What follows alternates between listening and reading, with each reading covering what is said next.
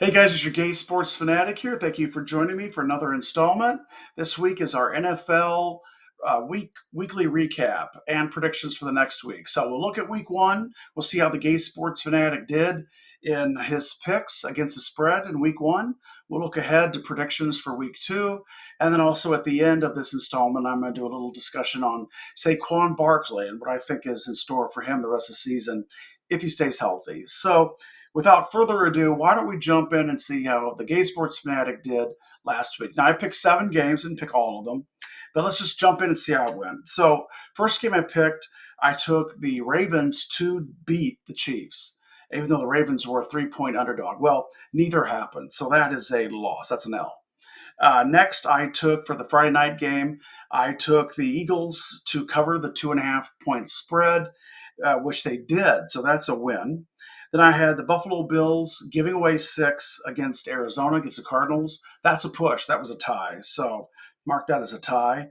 Then we had Tennessee at the Chicago Bears. I had the Bears covering the spread of 4.5, which they did. That's a win. That's a W. I took the Cowboys, and they were 2.5 point underdogs, by the way, when I filmed.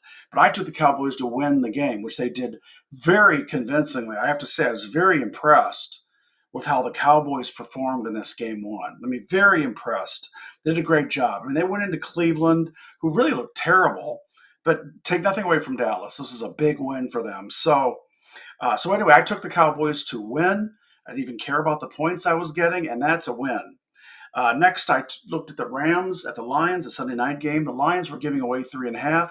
I took the Lions. It was quite a game, but I took the Lions, and that was a win. That was a W in overtime.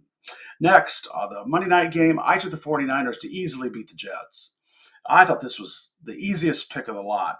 The 49ers were giving away 3.5 to the Jets. So the 49ers were 3.5 point favorites. But I had no concern with this one at all of them. That was a W. So your gay sports fanatic picked 7 games and went 5-1-1. So 5 wins, 1 loss, 1 tie. Pretty good for week one against these spreads. I mean, they're wearing me out, man, looking at these spreads. So anyway, let's move on to week two. Some of my thoughts on this. So the first game that I like, the 7 that I'm going to address here, is the Seattle Seahawks at the Patriots. The Seahawks are a 3.5 point favorite. And I think New England is just god awful. And I take the Seahawks to cover this spread. So that's 3.5. Seahawks are giving away. Throw the points away, take the Seahawks. Next, I'm having to see if Dallas can come through for me again this week. The Dallas are 6.5 point favorites at home over the Saints. I'm going to take the Cowboys and give away the points here.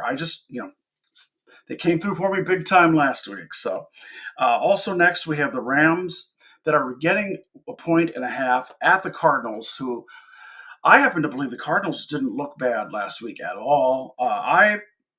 The Rams didn't look bad either, frankly. But I'm taking the Cardinals, and I'm giving away the points. So here I am on a streak of taking all the favorites. But once again, that's where I go. And here I go again. Tampa Bay at Detroit. Detroit is -7. I like Detroit. I think they got their feet wet in that first game.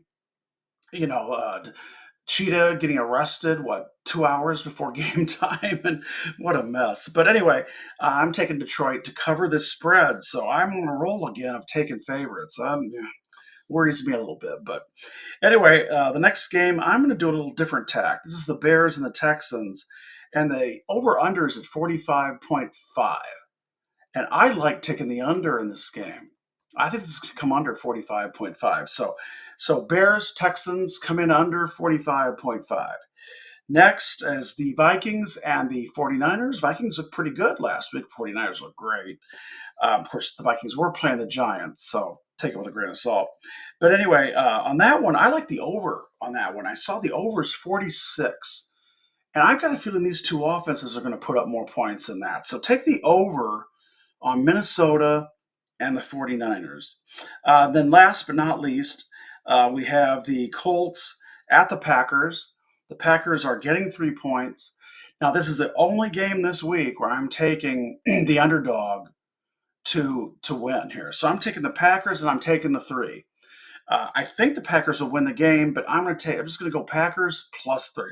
So that's your 7 picks.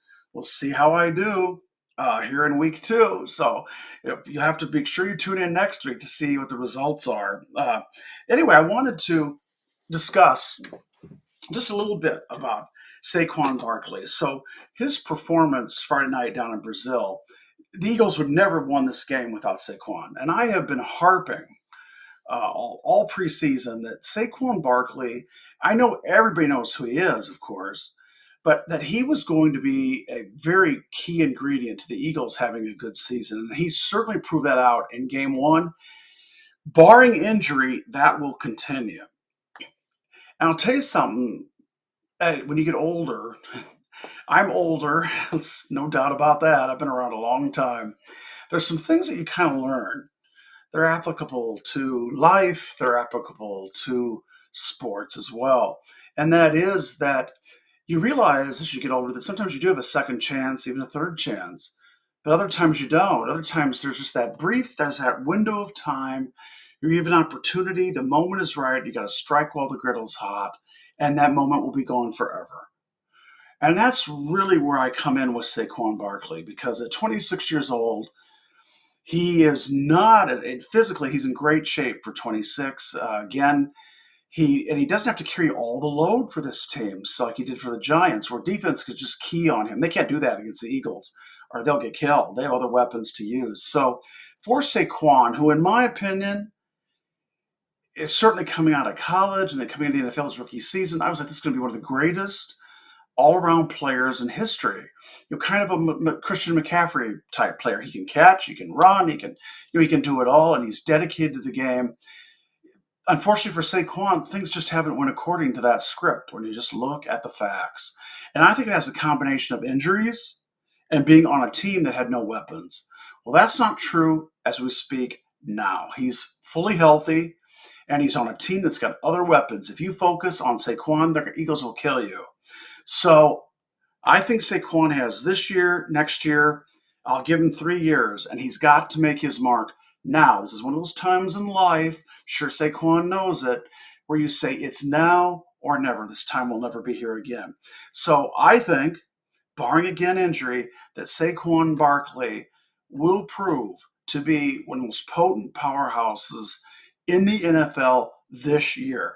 He could, I think he could also end up vying for offensive MVP of the league. I really do. Now, again, this is all contingent on Saquon staying healthy, and that's always a big if. But anyway, yes, do I like Saquon? I do. Am I an Eagles fan? No. No. I just like his talent. And I hope for him to have the do because he's able to do it. But this is it. His NFL career, we are heading into the fourth quarter of his NFL career. And I think Saquon will make it the best quarter of his career. So, anyway, you guys, that's it. Please join me next week. Feel free to hey, comment if you like. Let me have it. I'll respond maybe. And then also feel free to subscribe as well so you get a notice of all the times that I come on here and say stuff to rile people up. So anyway, thank you guys. Gay Sports Fanatic here. You have a good weekend. Thanks. Happy watching the game.